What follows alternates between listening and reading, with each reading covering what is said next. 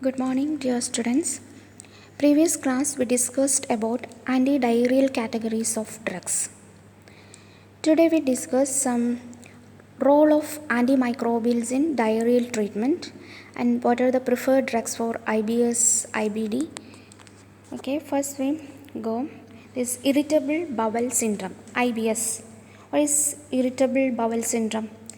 This is mainly characterized by abnormal bowel functions with no specific organic causes. Diarrhea or constipation with abdominal pain may be present. Causes could be stress, lack of dietary fiber, food allergy, or emotional disturbances. When constipation is prominent, we can select soluble dietary fibers. If diarrhea, then we can prefer loperamide. Benzodiazepines categories used to relieve anxiety and other measures are taken depending on the symptoms and probably causes. Newer antidepressants categories have shown good response in several studies. So first we go to this, what are the preferred drugs for inflammatory bowel syndrome? Allocetrone, this mainly blocks the 5-HT3 receptors in the gut and inhibits reflex activation of the GI smooth muscle. It is a long-acting drug if it is comparing to 5-HT3 antagonist ondansetron. Ondansetron is mainly used for this treatment of vomiting. This allocetrone may be used in women having IBS with prominent diarrhea. Those are not responding to other drugs. Another drug is linaclotide. This mainly reduces activation of colonic sensory neurons, thereby they are helpful for reducing pain. It mainly activates motor neurons in the intestines, resulting in chloride-rich intestinal secretions. It is a second-line drug in constipation associated with IBS. Next comes this antispasmodics categories are also helpful in case of IBS. This is helpful for the relief of pain associated with food intake. Examples like dicyclomine, this inhibits gastrocolic reflex, and mebaverine may be helpful. Drotaverine, this drug is related to papaverine. It is directly acting smooth muscle relaxant and also has analgesic properties. Some of atropine derivatives like profanthelin, dicyclomine, this relax the GI smooth muscles and relieve abdominal colics. Another drug is octreotide. This long-acting synthetic analog of somatostatin. All these details are explained in earlier classes. Another drug is mebaverine, is a reserpine derivative, is an antispasmodic acting both directly on the gut smooth muscle and indirectly reduce colonic hypermotility, usually administered orally. These are some adverse effects: headache, constipation, some gastritis, but is devoid of anticholinergic side effects. Next we come to the inflammatory bowel disease. What is inflammatory bowel disease? It is a group of inflammatory conditions of the colon and small intestine. Crohn's disease, ulcerative colitis, these are the principal types of this inflammatory bowel disease. Crohn's disease mainly affects the small intestine, large intestine as well as mouth, esophagus, stomach. Ulcerative colitis, this primarily affects the colon and rectum. So these are some preferred drugs for this inflammatory bowel disease. Glucocorticoid categories, antisecretory category like sulfasalazine, immunosuppressants categories, anti-TNF therapy. Then first there was the role of corticosteroids in inflammatory bowel disease. If the disease affects only the lower part of the colon, corticosteroids can be administered by enema. For disease that only affects the rectum, suppositories and topical creams can be used. In severe cases, some corticosteroids are administered intravenously. Glucocorticoids for IBD, this involving rectum or sigmoid colon, prednisone retination enema or other rectal preparations may be used. Budesonide is controlled release oral formulations which release the drug in the distal bowel are tried.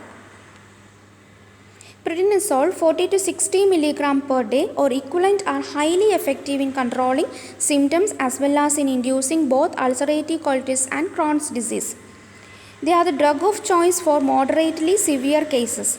In responsive patients, symptomatic relief usually starts within 3 to 7 days and remission is induced in 2 to 3 weeks. In more severe diseases with extraintestinal manifestations and for rapid relief therapy, this may be initiated with IV methylprednisolone 40 to 60 mg 12 to 24 hourly for few days. Hydrocortisone enema can be used for topical treatment and proctase distal ulcerative colitis but is less effective. Corticosteroids are generally used for short time and discontinued after remission is induced. Next category is immunosuppressants. These have now come to play an important role in long-term management of IBD, especially Crohn's disease. About 60% patients with Crohn's disease and substantial number of ulcerative colitis patients require immunosuppressive therapy. These are some immunosuppressants: azathioprine, methotrexate, cyclosporine. Azathioprine, this the purine metabolites, is the most effective and most commonly used in immunosuppressants in IBD. Cis-mercaptopurine, this can be used in its place. It is indicated in steroid-dependent, steroid-resistance and relatively severe cases of IBD or those who experience frequent flare-up. These are some adverse effects.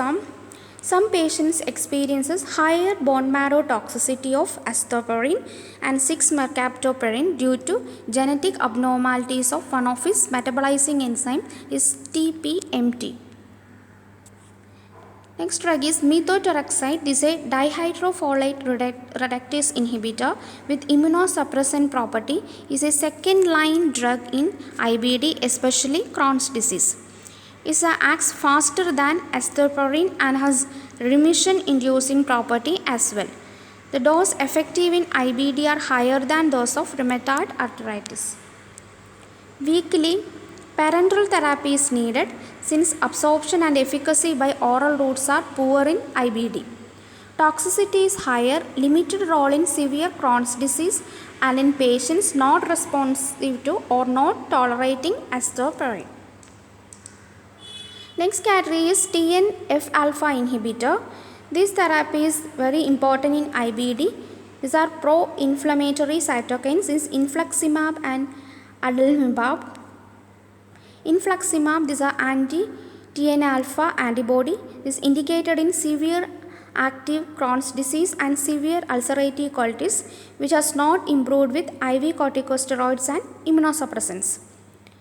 It is mainly infused as IV. Every 2 to 8 weeks, it decreases acute flare-ups.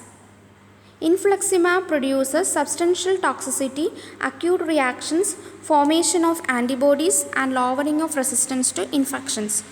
It is only reserved drug for selected patients with refractory disease. Adalimumab and some other TNF-alpha inhibitors are also being used in severe and refractory IBD. Next we come to the role of antimicrobials in diarrhea. The antimicrobials have a limited role in treatment of diarrhea. Majority of cases are due to non-infectious cases, IBS, colic disease, etc. Rotavirus and food poisoning in which antimicrobial therapy has no role.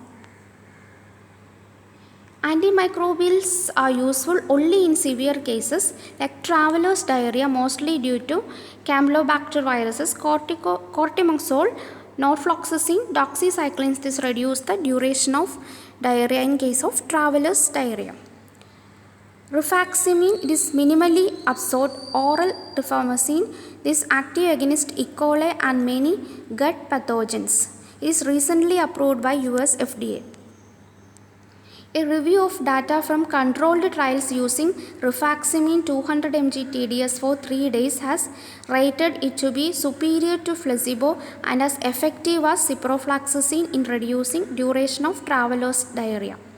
It has also been used in diarrheal phase of IBS as well as for prophylaxis before and after gut surgery.